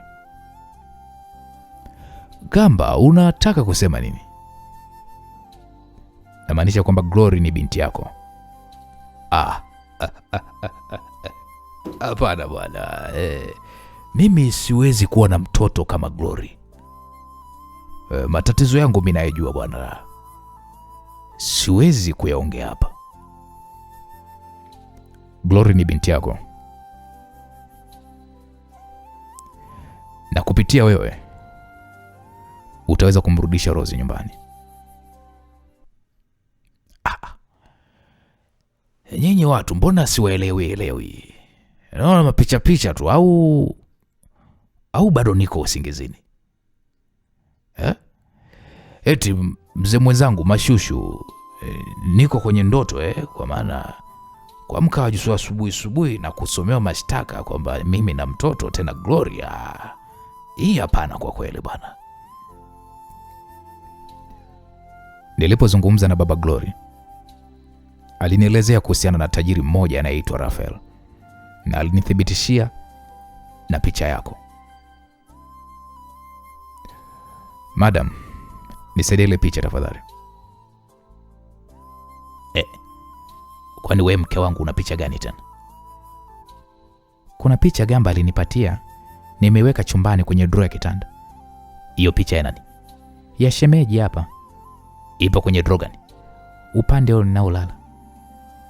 Mzee Mashushu alinyanyuka na kuelekea chumbani wanapolala, na baada ya dakika 3 akarudi akiwa na picha ndogo ya Don Rafael kipindi cha enzi zake za ujana. Akamkabidhi Don Rafael. Don Rafael akaitazama. Gamba akasema, mzee wangu, hiyo ni picha ambayo baba Glory alikuwa anatembea nayo miaka nenda miaka rudi kwenye maisha yake ya kumlea Glory, ili siku ya siku ikifika mueleze ukweli kuhusiana na wewe, ya kwamba wewe ndio babake halisi wa Glory. Mzee huyu Don Rafael aliguna kwa sauti ya upole huku akiwa anatazama picha yake hiyo. Sasa unajua, mimi siwezi kukubaliana na hili mpaka nipime naye DNA huyo Glory. Mimi sina binti mshezi kama Glory. Mtoto mdogo analeta tabia za kimalaya. Siwezi kwa kweli. Don Rafael alizungumza kwa msisitizo huku akiwatazama watu wote ndani hapo. Hebu niambieni jambo lingine, labda naweza nikawaelewa. Sawa, ila sio huu upuuzi mnaokuja kuniambia. Tujue ni wapi Rose alipo, tujue tunamrudisha vipi. Kwa mfano sasa hivi unakwenda kumwambia Glory kwamba mimi ni baba yake. Kwa akili za kawaida tu mnahisi Glory atakubali? Akiwa baba yake alikamatwa na akapatiwa hapana bwana. Don Rafael alizungumza kwa msisitizo mno. Sasa mmechoka, kaeni mfikirie nini cha kufanya, ila kwa huu mpango wenu hapana, siwezi kukubali kabisa, na sihitaji kushirikishwa kwenye hili. Mimi siwezi kwenda kujihusisha kwa mpumbavu kama Glory. Nimsujudie Glory kwamba mimi ni baba yake? Hapana, hilo swala haliwezekani. Mzee huyu Don Rafael alizidi kuzungumza kwa msisitizo na kumfanya kila mtu kukata tamaa, kwani mpango huo ndio ndo mpango ambao ulikuwa unautegemea uweze kumwokoa Rosie. Naam, msikilizaji, upande wa pili tunapata kumwona Glory akizungumza kwa kusema, za asubuhi hivi. Glory alizungumza huku akiwa amekaa kwenye sofa, huku akiwa anamtazama Rosie aliyekuwa amezinduka kutoka usingizini, kwenye toka amefikishwa nyumbani kwake. Hapo ni alikuwa amelala. Glory, Rosie alizungumza kwa sauti ya uchovu. Ni mimi wifi yangu. Mbona hapa sio nyumbani? Rosie alizungumza huku akijishangaa, mkono wake mmoja ukiwa umefungwa na pingu iliyokuwa imezungushiwa na kitanda. Glory akasema, pole wifi, huko Tanzania. Hapa nilipo ni wapi? Ni sehemu moja hivi duniani. Mbona nimefungwa pingu? Wifi yangu Rosie, najua wewe huna tatizo na mimi, ila wazazi wako unajua mambo wanayofanya. Rosie alikaa kimya kwa sababu anajua matukio ya wazazi wake. Nisikilize Rosie, wazazi wako ni watu makatili sana. Wazazi wako ni watu wasiokuwa na huruma. Wamenisukuma kufikia kwenye hii michezo michafu. Wamekufanyaje? Kwanza walimuua mjomba wangu, anaitwa Gumbo. Naamini kifo chake ulikisikia. Ndio. Alikuwa ni mpinzani wa baba. Kwa hiyo unajua njia za wazazi wako.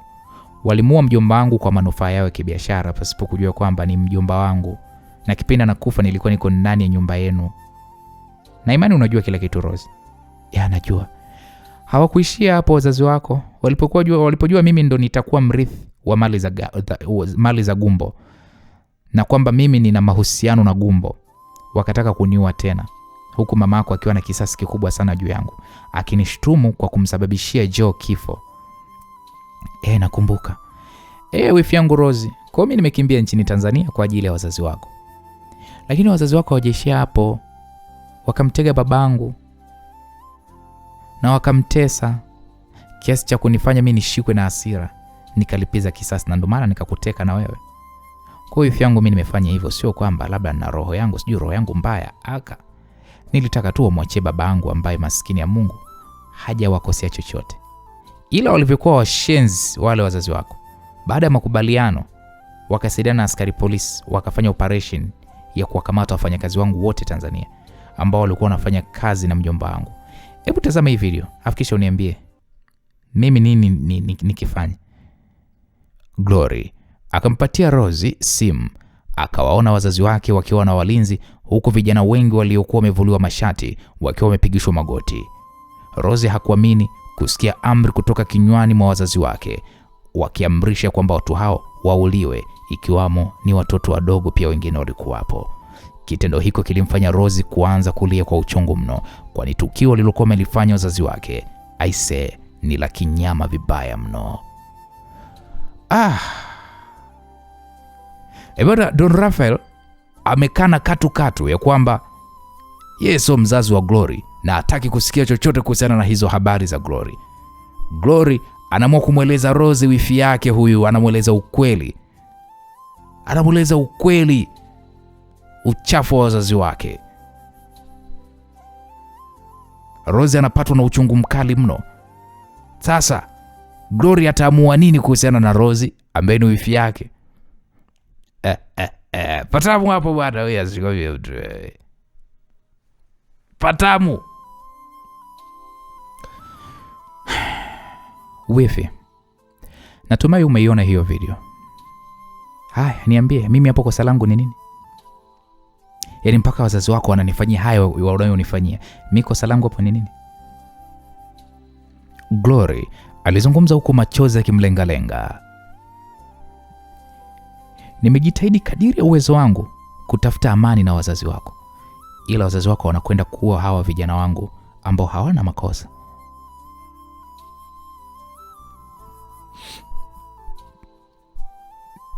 Wifi,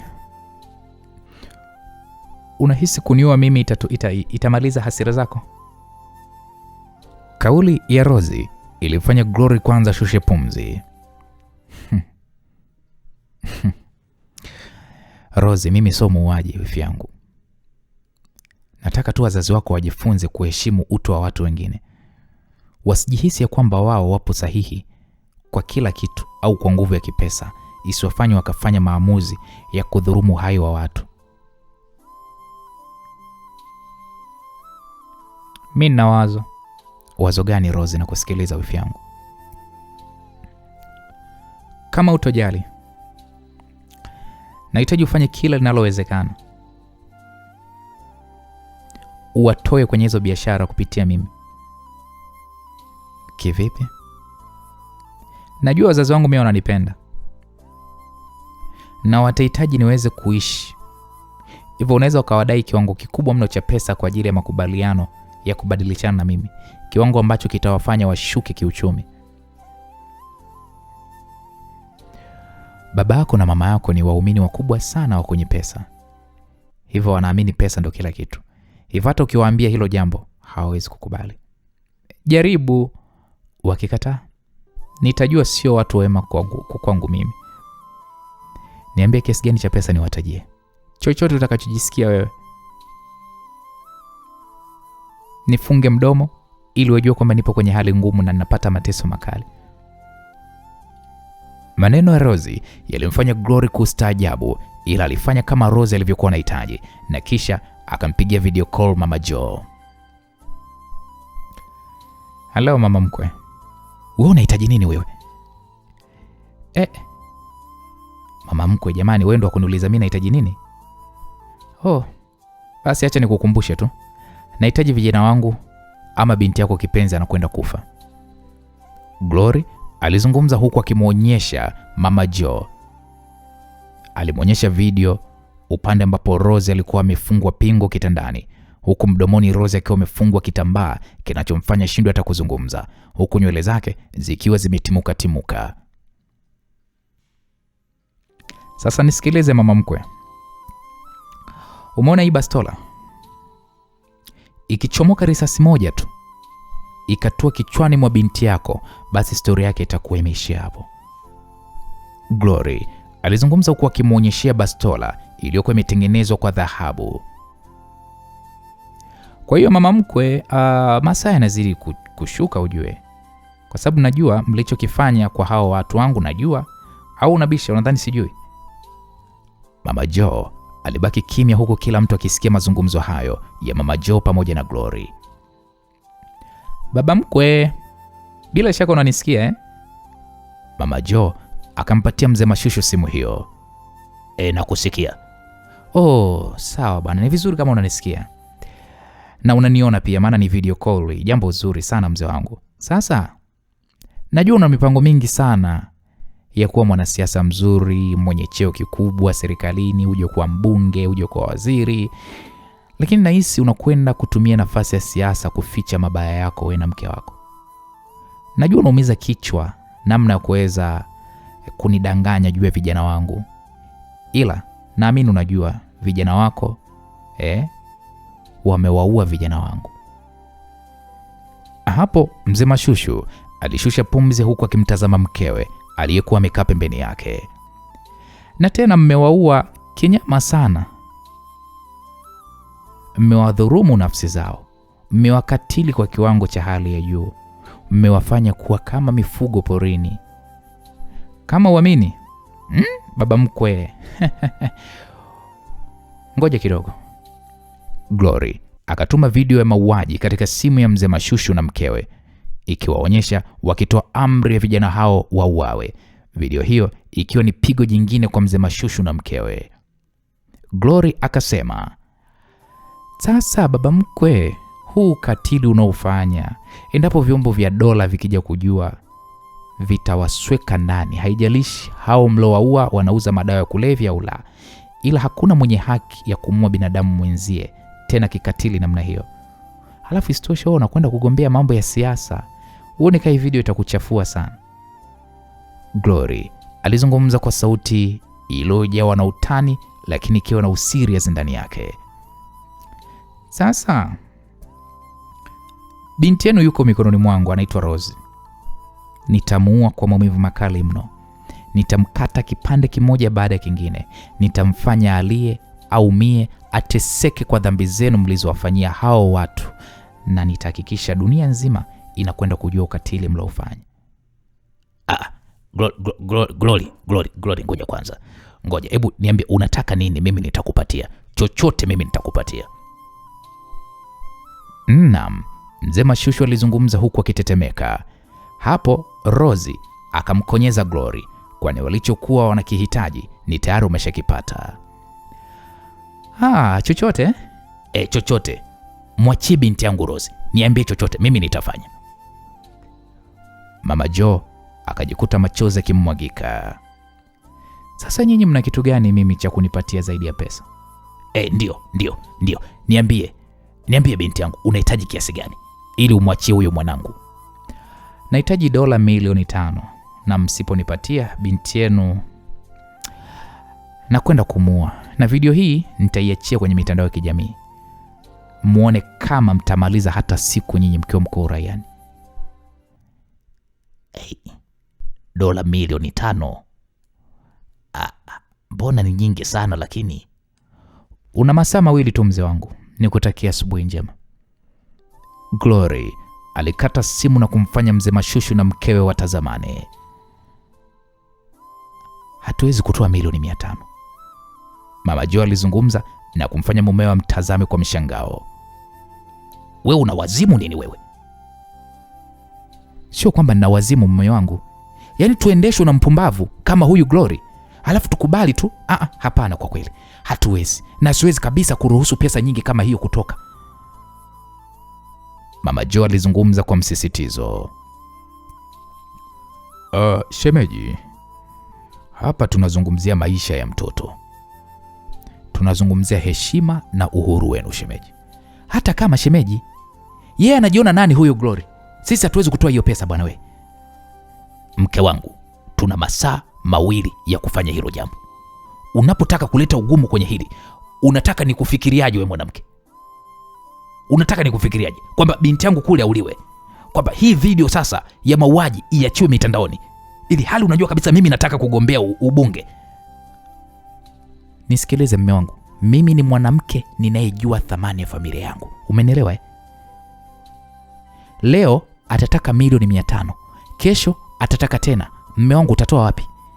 Ikiwa ameshika video itakayokuangusha, ametangaza vita ambayo hatuwezi kurudi nyuma, na tuna silaha, lazima twende mbele na tuhakikishe tunamshinda. Hakuna kitu kibaya kama adui akijua udhaifu wako na wewe ukaukubali.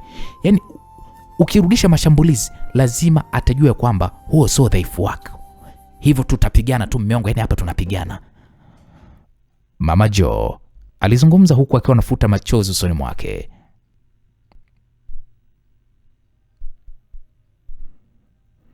Mimi siwezi kudondosha tena chozi. Hii vita ni kama vita ni acha iwe vita mura. Nitaipigana. Yaani Gamba, andaa timu Gamba, andaa timu. Watu wote wakamtazama Gamba. Sasa wewe unataka kuandaa timu ya nini? Gamba anajua. Gamba, fanya hivyo. Ndio, okay, sawa. Hebu ngoja kwanza.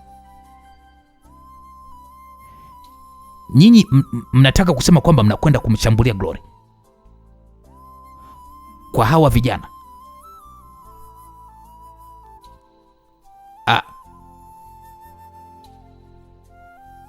Hawa vijana hawa mimi nilishambuliwa na wakabaki ndani ya magari. Hivi we Majo, wewe mbona unachekesha sana? Mme wangu tulia, najua nini ninachokifanya. Hili swala niachie mimi na nitashughulika mimi na huyu Glory. Gamba, hebu acha kunitolea macho, tunalisana nimekwambia. Madam, Gamba alizungumza huku akimwita Mama Jo, ambaye kila mtu alikuwa anamuona ni kama vile amechanganyikiwa. Madam, hili swala sio la kutumia nguvu. Masaa mawili ni machache sana kujipanga na kufanya mashambulizi ikiwa hatuna taarifa za kutosha ni wapi alipokuwa Glory. Wewe unadhani Glory atakuwa wapi zaidi ya yuko kule Madagascar? Si yuko kule Madagascar? Kama uliweza kutoroka kwenye himaya yake, sidhani kama ataendelea kuwa eneo hilo. Hili swala madam linahitaji hekima. Lakini Glory lazima tumuue. Bwana kaka, hebu mchukue mke wako mpeleke ndani kwanza. Don Rafael alishauri hivyo. Mama Jo akasema, kwa nyinyi mnaniona mimi kama ninachokizungumza mimi ni pumba, si ndio? Mama Jo alizungumza kwa sauti ya juu huku taratibu mumewe akimnyanyua na kumpeleka ndani huku akiwa amemshika mkono. Gamba, mwanangu akifa damu yake itakuwa mikononi mwako, na kuambia haki ya Mungu vile. We Gamba, wewe. Mama Jo alizungumza kwa sauti ya juu kweli kweli. Jamani, kuna nini kinaendelea jamani? Mbona kelele? Juliana alizungumza huku akiwa ametoka chumbani kwake. Ebu nenda kakae na mama chumbani. Don Rafael alizungumza na kumfanya Juliana kuondoka sebuleni hapo. Mzee Mashushu akarudi sebuleni akiwa na mawazo.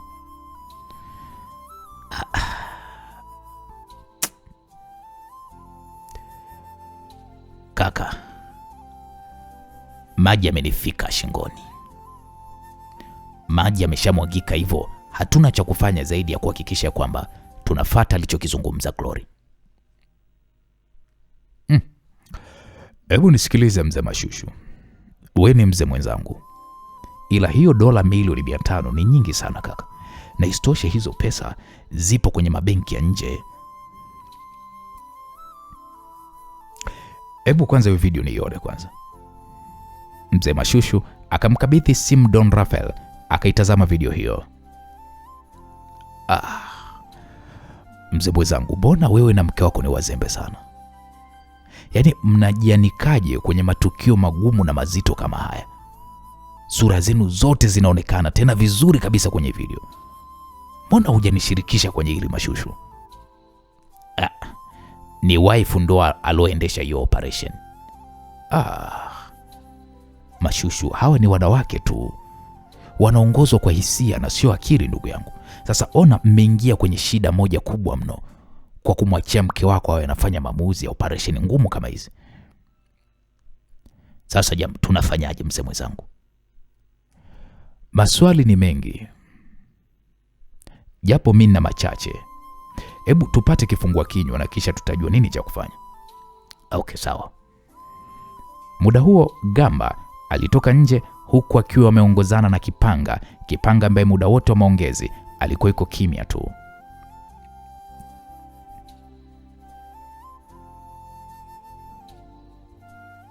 Kipanga, ulipaswa kuweza kutoa ushauri kabla ya tukio ambalo nina imani ulikuwa unajua, ila waliokuwa wanakwenda kulifanya hukuweza kuwapa ushauri. Wewe achana mimi wewe.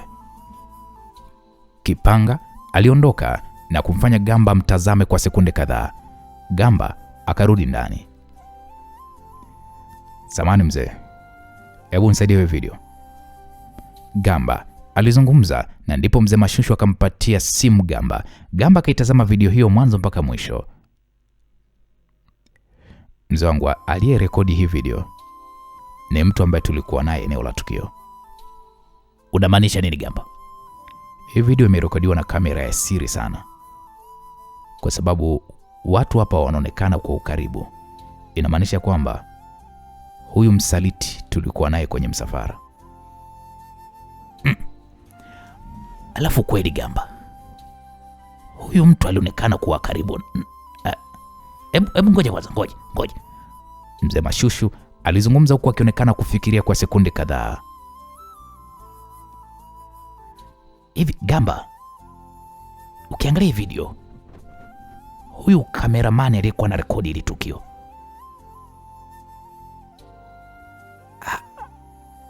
aliyesimama eneo hili, utakuwa unamkumbuka? Yeah. Nani alisimama hili eneo? Maana hii kamera inaonekana huyu mtu alikuwa na shoot video alisimama hili eneo hapa. Ni nani? Gamba alikaa kimya kwa sababu mtu aliyekuwa amesimama hilo eneo alikuwa ni Kipanga. Kipanga ndiye mlinzi mkuu wa mzee Mashushu. Mzee wangu, mtu aliyerekodi hii video ni ambaye haonekani kwenye hiyo video.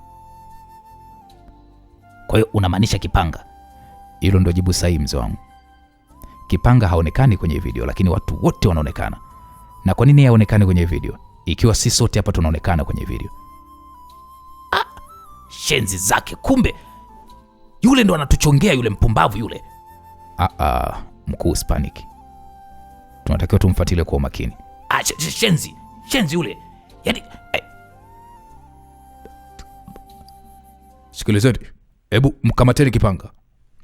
Hapo mzee Don Rafael akazungumza kwa njia ya simu, na mara baada ya dakika 5 Kipanga kaingizwa ndani hapo akiwa yuko chini ya ulinzi mkali mno. Wewe leta simu yako, mzee Mashushu alizungumza huku simu ya Kipanga ikitolewa mfukoni mwake. Lakini mkuu, mbona sielewi? Kaa kimya, shenzi wewe. Mzee Mashushu alizungumza huku akihema kwa hasira kweli kweli. Toa password. Kipanga akatoa password na kumkabidhi simu mzee Mashushu. Mzee Mashushu akaanza kuipekua. Wewe ndiye ule rekodi hii video? Hapana mkuu. Kwa nini mimi ni rekodi? Wewe unashirikiana na Glory na ndio maana siri zinatoka. Hapana mkuu, hapana. Mzee, ayomba hiyo simu. Gamba alikabidhiwa simu na mzee Mashushu, akaanza kuikagua kwa utaratibu. Hapakuwa na ushahidi wowote katika simu ya Kipanga kuonesha kwamba amerekodi ama kumtumia Glory video hiyo. Gamba akamsogelea Kipanga taratibu. Kama ni njia yako umeitumia kunigombanisha na mkuu, unakosea sana Gamba. Mimi sijai kumsaliti huyu mzee kwa sababu mimi najua aliponitoa. Kipanga alizungumza huko akiwa ameshikiliwa na watu wa Don Rafael. Gamba akamwambia, una uhakika? 100%. Okay, acha tuone. Gamba alizungumza kwa kitabasamu. Unaweza ukawadanganya watu wote ila sio mimi. Mkuu, unakumbuka kwa nini nilikuomba umsamehe Temu? Ndio nakumbuka. Ni kwa sababu Temu hakuwa na makosa. Unamaanisha nini Gamba? Temu hakuwa na makosa yoyote, na mtu aliyemshawishi alimchimba mkwara asimtaje. Hivyo jumba bovu likamwangukia yeye mwenyewe, na alitarajia atakufa ila hukumua. Msaliti wetu ni huyu ambaye ndiye upenyeza kila jambo tunalolifanya kwa Glory. Sasa si uthibitishe kama mimi msaliti. Usilete mambo ya kifala bwana Gamba. Haya mambo yako serious, unanichomeaje kwa wakuu wangu bwana? Kipanga alizungumza kwa kufoka na kumfanya Gamba taratibu, akamfungua vifungo vya shati lake alilokuwa amelivaa. Akaona kifungo kimoja na kisha Gamba akasema, "Mbona mkuu, hii ni kamera ya siri inayotumiwa na wapelelezi wanaojaribu kuweza kufuatilia taarifa za siri. Kamera hizi zina rekodi video zenye ubora wa HD na 4K, na pia zina uwezo wa kurekodi sauti hata kwa mtu aliyekaa umbali wa mita 100 na sauti yake ikafika vizuri kabisa. Ukitazama haina tofauti na kifungo, hivyo unaweza kuhisi kwamba unazungumza na mwenzako, kumbe yeye anakupeleleza." Hey! Kipanga hofu ilimtawala huku akifikiria ni nini cha kufanya. Gamba akakifungua kifungo hiko katikati na kisha akatoa chipu ndogo ambayo inahifadhi kila kitu kinachorekodiwa. Gamba akaingiza chipu hiyo kwenye simu ya Kipanga na akafungua faili na ikaonyesha mazungumzo yote waliokuwa wanayafanya sebleni hapo. Watu wakiwa katika kutazama mazungumzo hayo, Kipanga kwa kasi akampiga kisukusuku mtu aliyekuwa amemshika upande wa kulia. Kipanga kachomoa bastola ya mlinzi huyo kiunoni, akamwelekezea Gamba aliyekuwa amempa mgongo. Kipanga kafyatua trigger ya bastola hiyo. Bastola ambayo unaambiwa risasi katoka, ilikuwa inaenda kumfumua kichwa kijana Gamba na anakufa hapo hapo. We bwana we. Gamba hajui kama nyuma yake tayari imeshafyatuliwa risasi ambayo inakuja kichwani mwake. Bwana, Gamba kafichua siri ya huyu mlinzi Kipanga, ambaye kwa kipindi kirefu amekuwa akimpeleleza mzee Mashushu bila yeye mwenyewe mzee Mashushu kujua. Ila sasa Kipanga amepata silaha mkononi mwake. Tayari. Vipi sasa? Nini kitaendelea? Bwana, usikose kufuatilia katika sehemu inayofuata. Itakuwa ni sehemu ya 10, mzigo mtamu wa kuitwa Hitman Driver. Langu jina naitwa Uncle J Masimulizi. Asante kwa time yako. Tukutane katika sehemu inayofuata. Bye bye.